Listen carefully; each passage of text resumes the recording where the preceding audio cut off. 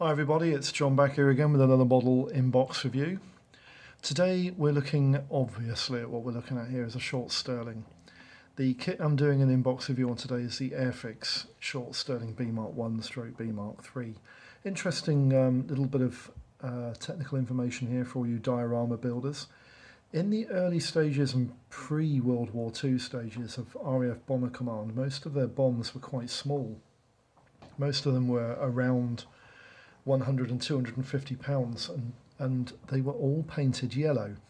And this is an image here that shows the yellow, I think they're 250 pound bombs being loaded into a short Stirling, and these are similar bombs to what you get in the short Stirling kit.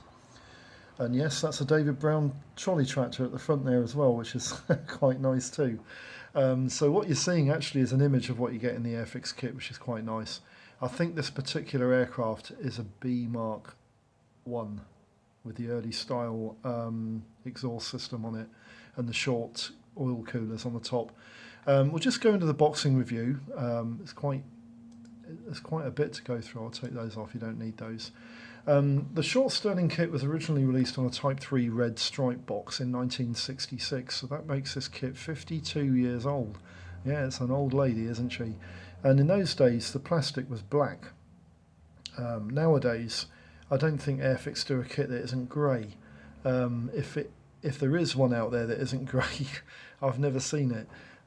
So even the Bomber Command kits, which were originally released in black plastic, are now grey. So that's a 1966 red stripe box. That's a Type 3. That was the first release Airfix released the Stirling in. But it was also released by a company called Craftmaster that Airfix actually bought up. Can't remember exactly when it was bought up, but Craftmaster were purchased by Airfix in the 60s, and they had quite a number of railway and rolling stock produced by Craftmaster, and even an aerial arrow motorcycle, which they didn't really know what to do with until they introduced other motorcycle kits to go with it. But the interesting thing about the Craftmaster kit is it's actually produced in white plastic, and I've never seen this by any other boxing that Airfix have done, but there it is in white plastic, very nice. And these transfers down here are very typical of the type of transfers that you got in the early release kits, and they were pretty horrible, I'll be honest with you, they were pretty awful. So that's a 1966 release from Craftmaster from Airfix. In 1969, MPC, which was Airfix's American agent, they released the kit through an MPC boxing in America, and that went out in 1969, just before the turn of the 70s. 1975 saw the red logo spherical boxing. Interesting to note that in 1975 this kit was released for around about £3.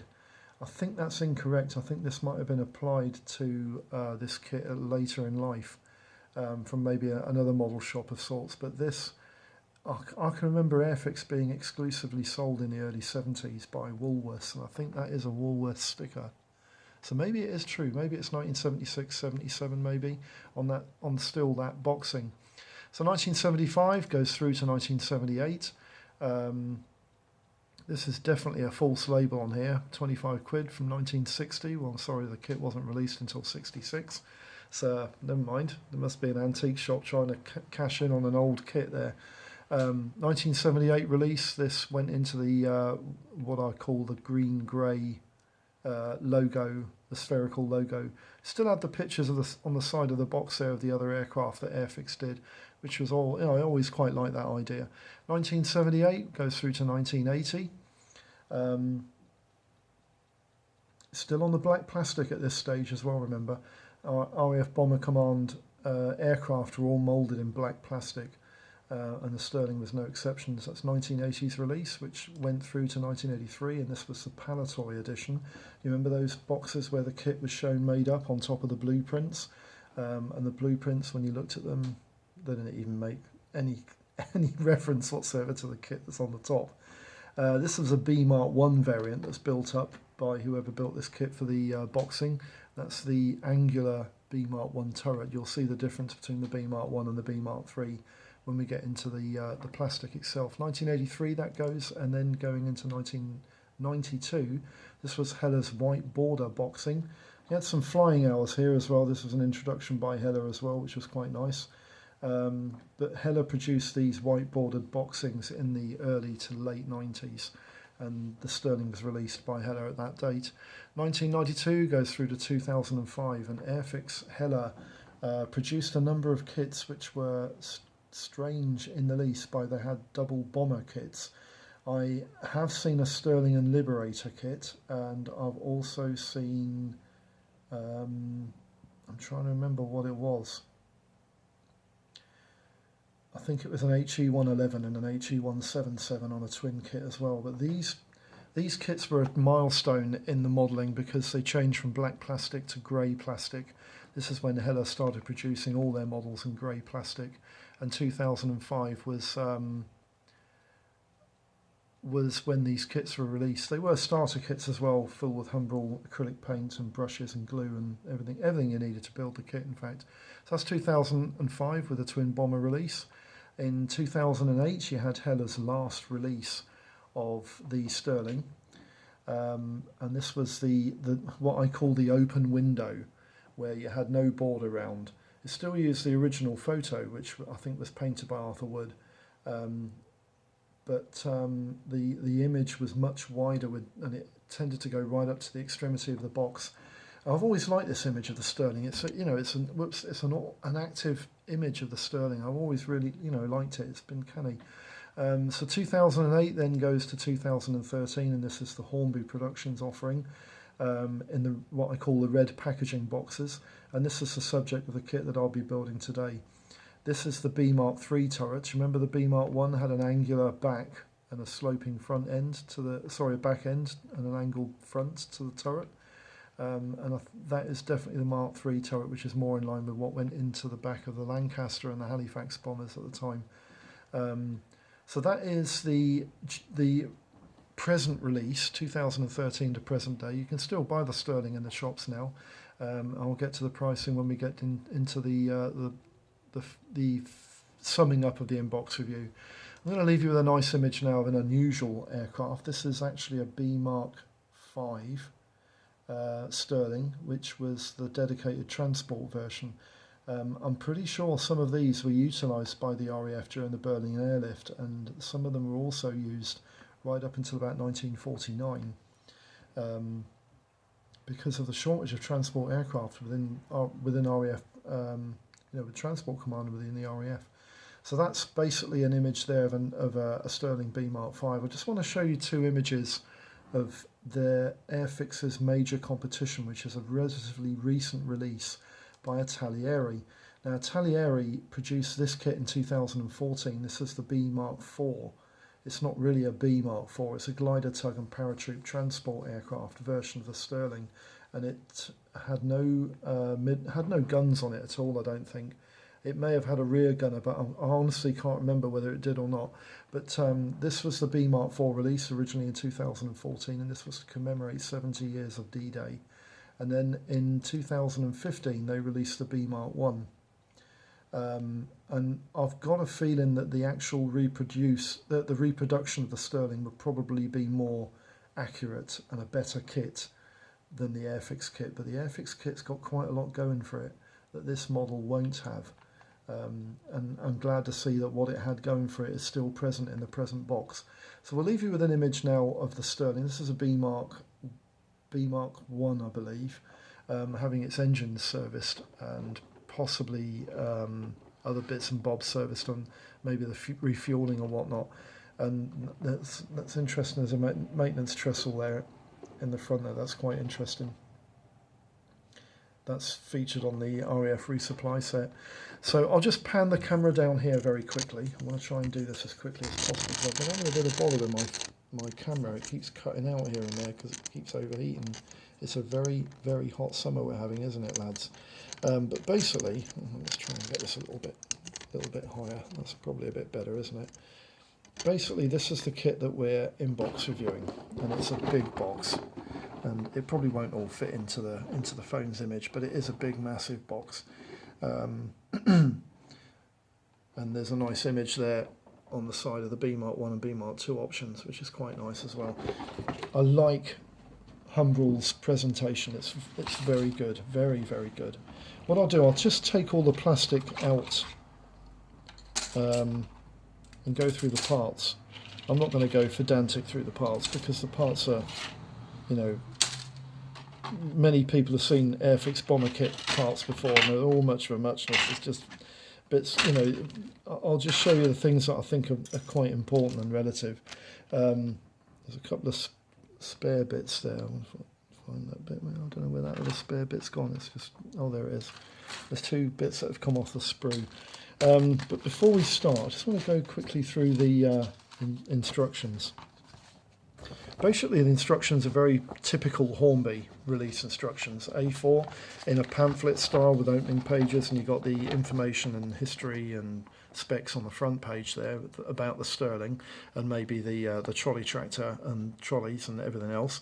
And then you've got the assembly instructions and the assembly icon instructions on page 2, which, you know, they're all the keys that tell you what to cement, when not to cement, and blah, blah, blah, blah, blah, blah.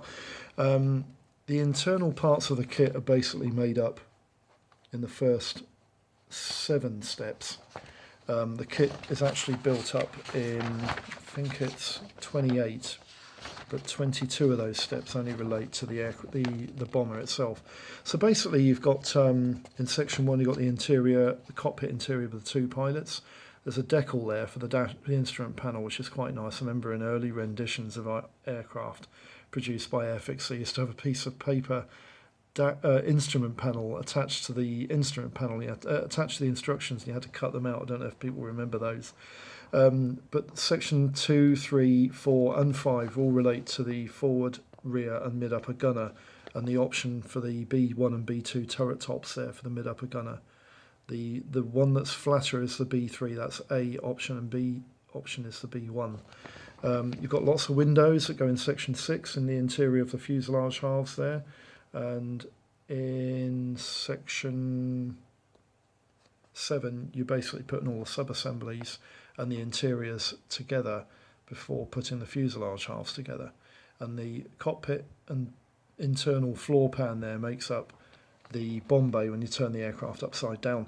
Section 8, 9, 10 and 11 all relate to the moving control surfaces and the wings, tailplane and tail fin sections. And then in section 20 you put the airframe together. Section 12 you put the airframe together and the forward glazing there that goes on the front. That's the canopy top, the chin glazing there that goes under the turret, and a couple of other bits and bobs there, which is quite nice. All the control surfaces on this kit move, which is also quite nice. Then in section 13 you build the Bristol Hercules engines, which went on the Stirling. The Stirling was the first aircraft in RAF service, I believe, to be powered by Hercules engines. And then you've got section 14, you build all the 250-pound bombs, which is quite nice. Then in section 15 you've got all the options for the oil coolers and the exhaust sections there, which go in for the B Mark 1 and B Mark 3 option parts. And then in section 16 to 17 you've got the undercarriage assembly. The undercarriage on this kit is seriously large. And then in section 18 you've got the undercarriage assembly if you wanted the wheels raised. Section 19 and 20 relate to the optional open or closed positions of the bomb bays. You can have the bomb doors open and still have the bombs attached to the bomb trolleys. That's not really an issue, but you can have the bomb doors open or closed, which is quite nice. And 21 and 22 is all of the final fittings and optional position, tail wheel, a few aerials, bits and bobs here and there. Some more air ram coolers there that go at the back, and the navigation light, and a couple of aerials in the last section there, which is quite nice as well. The last section on the last page of this instruction all relate to the David Brown trolley tractor and the 3 trolleys that you get with this kit. Actually, it might be 4 trolleys that you get with this kit. And the David Brown tractor is exactly the same as the one you get in the RAF resupply set, but to be honest with you, because it's an older rendition, the resupply set will probably be a much better rendition of the David Brown tractor. But there is one feature on this particular kit that you don't get on the new release from Hornby, and that's moving wheels. The front and rear wheels on that tractor actually rotate, which is quite nice, isn't it? Quite like that. And then section 28 is just the application of the bombs onto the bomb trolley, which is quite nice as well. I like that too. So, last page denotes the colour plan. It's basically matte 29, matte 30, dark earth and medium green, and the underside is matte 33, matte black in the Humbrol colour range. You've obviously got your leading edges to the wings in yellow, and the tips of the propellers there, which is yellow, and the cowling, matte 55 bronze. They're the cowling rings that go over the Hercules engines. That's the bronze colour that goes over those. And the B Mark 1 is exactly the same colours, obviously with the early version of the turret. Exactly the same paint plan, it's all identical. And the IDing positioning of the markings there. So that's the instruction leaflet. It's quite straightforward and not an issue really. I just want to quickly go through the decals. I don't want to massively go on the decals because they're very typical of modern Hornby release decals. They're extremely good. The register on them is fantastic. But I do like this instrument panel that you've got as a decal. That's quite nice as well. You've got two separate fin flashes on this decal sheet, and this is a marked improvement over what you got in the 60s and 70s release kits, and the markings on those were pretty horrendous. The register and the actual feel of the decals is really high quality. I think they'll go on a treat. So, transparency parts, they're much of a muchness, to be honest with you. I'm not going to get them out the bag because they're not fantastically clear, but they are reasonably clear. You're going to be able to see some of the detail through them, but you're not going to be able to see much detail through those windows. But there isn't much detail in there anyway. The cockpit main canopy glazing is relatively clear, and all the other parts are relatively clear, but they're not fantastically crystal clear, are they? But you have to remember these were originally cast in 1966, so the quality of the parts in those days weren't as good as what they probably are now. That's one of the engines. It's half an engine anyway, because it was a twin row engine, the Hercules. And that's one of the parts that's come off a sprue. That's raised position bomb undercarriage doors, which is quite nice. Quickly go through these parts. I don't want to really spend too much time on them. The thing I do want to say about them is there isn't a huge amount of flash, but there is a little bit here and there. But the kit's moulding is quite old, so I was expecting it. But the rivets are quite serious on this kit. They will need taking down a peg. They are pretty seriously high, and those bladder tank positions on the top of the wings there, they're pretty high as well. They're going to need to be taken down a tad or two as well. And the underside of the wings, again, you've got Rivet City here. The size of the flaps on the Stirling was huge, wasn't it? It's due to the fact that the wingspan was so reduced by the need to have them fit into early hangars during World War II.